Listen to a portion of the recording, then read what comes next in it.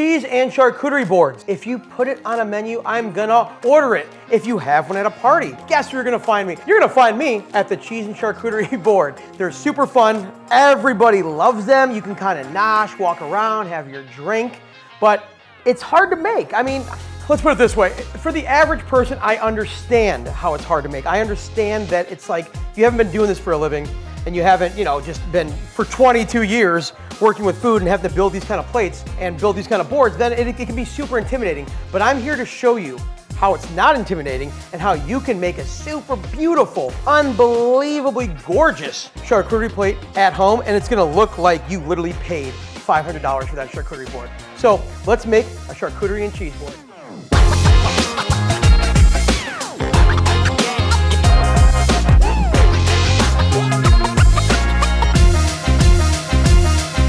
So first thing you want to do is you want to have your cheese and your charcuterie.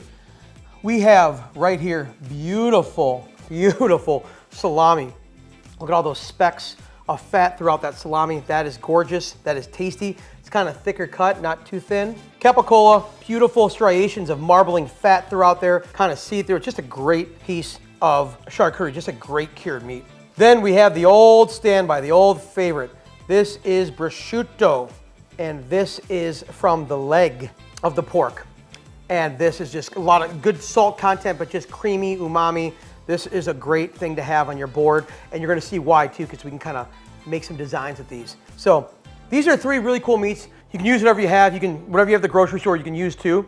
But I think these three are kind of good, just staple meats to have on your charcuterie board. I like to stick with about 3 meats, 4 cheeses. That's just me. You're making a big board, go 4 meats, 6 cheeses. But I like to go a little more cheese than meat, because the salt of the meat, you want to eat with the cheese, and it kind of like, it mixes real well, and it's kind of a nice little bite to walk around with. So for our cheese, we're gonna go with one of my favorite cheeses of all time. This is Comté. This is a French cheese. It's not too out there. It's not Limburg. It's not like stinking up the place. So it's a good cheese for people that aren't into like all kinds of different weird cheeses. It's a good cheese to kind of break them into it.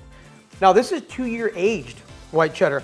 So this has a lot of sharp flavor. The sharpest cheddar you can imagine doesn't compare to this. It has salt crystals in it. It has that, like, the fact that it's 2-year aged cheddar. It has so much cheddar flavor, if that makes sense. You've been to the store before and you bought cheddar cheese and you taste, you're like, all right, whatever. Doesn't really taste like anything. This tastes like cheddar. This is delicious 2-year aged white cheddar. This is Drunken Goat. This is a goat's milk cheese. It's not the goat cheese you're thinking. It's not those creamy crumbles of cheese that I love. A lot of people, are kind of standoffish about, but this is a goat's milk cheese, and it's not super goaty. It's gonna have some good cream to it, but it stands up a little bit, but it doesn't have that strong goat flavor, but still has a lot of flavor. This is a French brie. Now, this is such good brie that I took this out of the fridge about 5 minutes ago, and it's already starting to melt. That's how you know a good triple creme brie. You got kind of a harder cheese, semi-soft, and you got like a really soft cheese right here. That's what you want when you're building a cheese, but you want a little different variety for everything.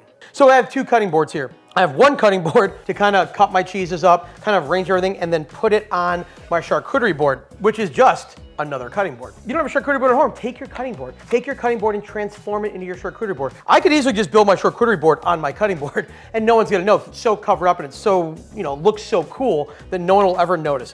So what's important to remember about building a charcuterie board? What's something you can take home? What's a take home moment for you? Always start with your cheese and your meats on the plate first. And then we're gonna kind of build around it. So we're gonna put our cheese and our meats on our board first, kind of just sporadically every which way. And then we're gonna kind of fill in the blanks with everything else. That's how you build from the ground up your cheese and charcuterie board. Since the brie is not gonna be cut up into individual pieces, I kind of wanna put that in the corner and kind of like have it kind of melting over itself. And that's something that people can take, grab, and kind of spread. You can kind of spread that on something. You don't really need to sit there and take it and pick it up. It's gonna get creamy anyway, so why break it up into little pieces? They can just have a little knife. We have a knife for that we'll put on later. And they can just kind of take it and spread it. I already took my Drunken Goat and I cut it up into these little triangles. So what we're gonna do is we're gonna kind of arrange them kind of like a little snake going through our charcuterie board. So kind of like a little snake kind of running through our charcuterie board. And I'm just kind of shingling them. See, I kind of snake the whole thing around. Then we're gonna go with our Comté. And I'm kind of building angles, like one angle's going this way, Brie's going this way, goat is going this way. Our comté I'm gonna kind of stack on top of each other. So you kind of want to build just different designs. So this, I'm still shingling, but I'm shingling it the other way. And I'm just gonna go in straight lines. So it kind of has a design shape to it. And then this piece of comté right here, it looks cool. You can see that it's comté. You can see the kind of the rind of it all. So that, I'm just gonna kind of set right there. So people go, hey, look at that big piece of cheese. So it kind of builds height because everything else would be kind of flat with all of our shingle cheese. So you kind of want to build height. You're building height with the brie. I'm building height with my comté. We're gonna go our white cheddar. Now the cool thing about this cheddar is then you can go with some little cubes like you see at the store. You can go with cubes now because we already have our little designs, our triangles. So we'll kind of mix it up and try to do different shapes. Now this is so aged, it's gonna want to kind of come apart. So you kind of just go a little slower. Don't force it down. If you go nice and slow, the knife will cut right through and it won't kind of crumble.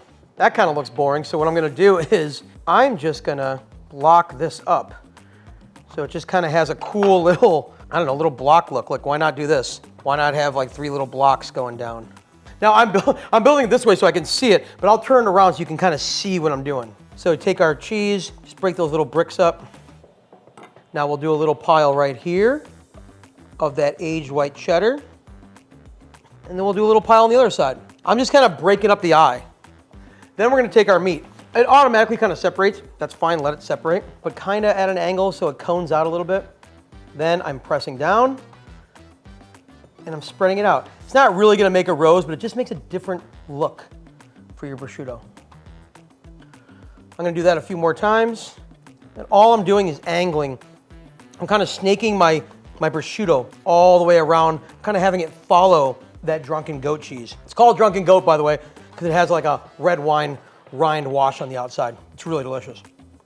All right, so see how I did that? I kind of just pushed them all in. I did it quickly, snaking it around. Now we're gonna go with our capicola. Let's just do different designs. That's the key to this. You wanna kind of switch the eye up. You wanna make your eye go to different places and look, it seems like so cool. Like, oh, they did this, they did that. That's what makes the charcuterie board look so cool, is switching it up. So I'm just rolling these up. All I'm doing, just rolling these up, making it look nice. After watching this, you should make this at home because if you buy all these ingredients, it seems like a lot of ingredients because it is, but if you buy all these ingredients, maybe you're looking at 75 bucks, maybe, not even, maybe like 65 bucks. And you can get less than this, but if you bought this at a cheese shop, because I used to own a cheese shop, you're gonna be spending $350, maybe even, yeah, I would say anywhere between $200 to $350 for a charcuterie board that looks like this. And as I'm rolling them, I'm starting to look at my plate and I don't even know what I'm gonna do. I didn't have this planned out. I just literally let the food and the plate tell me where it's gonna go. I let the charcuterie board tell me, hey Brad, put a little meat over here. Hey Brad, roll me up right here because everything's pointing this way. What if I had charcuterie pointing that way? If I had my capicola rolled looking like this? So I'm letting the plate kind of talk to me. I'm gonna put them right here. I think that looks cool right there. Because these are all going this way, so these are kind of following it, but they're a little fatter. But what I'm gonna do to make it look different, so they're not all going the same way, I'm gonna roll some up but have them go this way. Now, the salami, really cool trick when you're doing a charcuterie board is just make little triangles out of it. So like these are all triangles, but we're gonna make, look at this. We're gonna make little triangles out of our meat. We're gonna fold it over and kind of like press and then fold over and then kind of press down. And then look at this. See how it kind of fans out like that? So, and then when you put it on your board, press so they don't come open. This is the cool part. Now we get to this is like free form dance. Now we're just gonna have fun and we're gonna try to make it look pretty by just adding our little things to it. So I have some grapes and this is like I said, free form. I think this is too much monochromatic over here, so I'm gonna put them right here. So it kind of breaks up the color. So I'm gonna put those right there. I got some red grapes over here, and I have no rhyme or reason. I grabbed all this stuff. I don't even know if I'm gonna use it all. I'm letting the board tell me what it wants. I cut the grapes to make it look like it's my perfect bundle. I got some strawberries in here. I would keep the top on, like this one's beautiful. I'm gonna keep that top on. I'm gonna shove him right there, shove him right there, kind of like right there. I got some blueberries. I don't think this needs blueberries. I don't know why. I'm just not feeling blueberries on here. So I'm gonna do blackberries right here. Some blackberries. Before we get too crazy, we're gonna start building our accoutrements in there. So this is for people that love their charcuterie, little whole grain mustard on there. And if you notice, I don't make room. I have no room on here for bread, for crackers, for anything like that. I do that in a separate basket. So I want their charcuterie plate to just look so beautiful and pop out to everybody. And then on the side, you have all your crackers and your bread separately. So the charcuterie and cheese can just kind of shine and be its own little thing. We got cherry jubilee compote, that's going on. Cherry compote, that's gonna go really well with the cheese and with the meat. So even though I have my charcuterie right here, I'm gonna pick some of this up and put this in here. Like I said, this charcuterie board wanted that, so that's what I'm doing. And then I'll just tuck this back in over here. This is where you get to have a lot of fun making these things. Like, this shouldn't be a headache. This shouldn't be one of those things you're like, oh, I gotta make this, I gotta do this. This should be super fun because you kind of get to create while you're doing this. I have some dried figs. My dried figs are gonna go up against my meat over here, and I'm gonna kind of do a line of dried figs, kind of bring them in over here, kind of drop a few right here. Dried cranberries, those are gonna go right up front. Why not a little right here? Why not? Kind of filling in the blanks a little. This is my filler. I do pumpkin seeds and sunflower seeds. I love pumpkin seeds, I love sunflower seeds, and I kind of use them as my filler. I fill in the blanks. Things that don't have any like cheese, charcuterie, or meats or fruit on it, I fill in with my pumpkin seeds. So a little pumpkin seed over here, and these are seasoned. I just season these with chili powder and a little paprika and a tiny pinch of cayenne because I kind of make my own. I like to make my own so I can kind of control the seasoning on my pumpkin seeds. Now, sunflower seeds. Look at, we have all this negative space right here. It's like you're coloring in the blanks. I'm kind of coloring things in with sunflower seeds. So now we have several dimensions to our charcuterie board. Several dimensions. Now we're gonna put stuff on top of everything. Beautiful orange that I got from the farmer's market. We're gonna cut these, here we go, right into half moons. And now this is where it gets kind of fun too. My little orange slices. I think it'd be really good with the goat cheese and the prosciutto. So I'm gonna kind of just layer them and tuck them in. And it's getting a little of that citrus all over the cheese, and it's really fun. I was like looking around, I'm like, I don't really have a place for my olives. This is just olives with garlic and this Kalamata olives, Castrovillo olives, confit garlic, and orange with rosemary and thyme and olive oil. You can buy something like this in the store. I happen to make this because this is what I do for a living. So I made it, but I can just take it. I'm gonna put a little fork in there. Once again, I'm gonna make room for it. I'm gonna kind of take my beautiful meat that I made, and I'm gonna shove it to the side. You know, just like I said, the cheese and charcuterie is your base, and build around it. And then if you find you wanna do something, just do like I just did. I'm just like, I want those olives on there. I like honey with mine because I know some people like a lot of honey when they're having their charcuterie. You know, counterbalances that super fat and salt, and that creaminess of the cheese. That honey really balances it out. We already have one sweet thing. We have the cherries, the cherry compote on there. But I honestly, I like a little honey on there. And this is really good local honey. Really nice local honey. This is clove honey, but it's from, like, you know, obviously from clove leaves, not like, it's not gonna have the flavor of clove. Once again, I'm just gonna kind of scoot everybody over real quick, and I'm gonna make room for my honey. Also, I have a little endive. Now I'm going overboard. You don't have to do all this. I'm going overboard because I just have things in the fridge. I had some endive in the fridge from a salad we were doing. So I'm gonna throw some garnish with some endive on there. A little endive, tucking in some endive pieces. Yeah, it's just kind of fun. It's kind of like throw some endive on there. I have it, kind of builds it, kind of makes it look a little more, pops a little bit more fun. I'm gonna add some flowers because I have them. So I'm gonna do a little bit of these flowers on here. And I kind of want to do some contrast. I want to kind of, the figs are a little dark. So let's add a little flower pop to them. Then we have a lot of yellow. We have all the colors of flowers on here. And then I'm just gonna take these whole ones because I have them. This is something you don't have to do. I just had the flowers, so I'm doing it. But it doesn't need the flowers. And then I had some bay leaves. You know, I cook with bay leaves to give it that earthiness, that earthy look to it. Is I just take some bay leaves and I just kind of place those. Kind of just put some bay leaves everywhere. Kind of gives it a nice, you know, that smell too. It's kind of fun. A little earthy touch to it. Freestyle. I'm just having fun. I'm just adding things where I want to add things. Everything here goes with the charcuterie and cheese board. Everything's edible. Everything's delicious.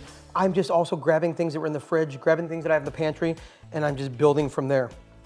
So there you have it. A beautiful, tasty, like lots to choose from charcuterie board. You have your cheeses, you have all your cured meats, you have your accoutrements. That's basically what you want, and some dried fruit. You start with that and you kind of build from there. And this is how you make something beautiful for the next party you're having, for the next, honestly, I try to make dishes like this I try to make charcuterie boards like this for like when we're about to have, you know, just a couple friends over, like not even like a lot of friends, like 4 or 5 friends. This is so you don't have to buy it anymore. You don't have to go to the store. You just buy the ingredients, and this would normally cost like $250, $300 for a cheese plate. $60 right here. Now you know how to make it. Now you know how to build it. Make it at home because they're just fun. Charcuterie boards are just fun to make. So please make this. Comment below. Tell me what you think, and tell me what you put on your charcuterie board. That's really good. Hey guys, Brad Miller here. Thanks so much for watching my recipe videos. Make sure to like and subscribe. It really helps out the channel, and it keeps me making these really fun videos for you guys, because that's honestly what I love to do. I love making really fun recipe videos for all you guys. So like, subscribe, and hey, comment below and let me know what you guys want to make, what you guys think. Just keep rocking and rolling with it.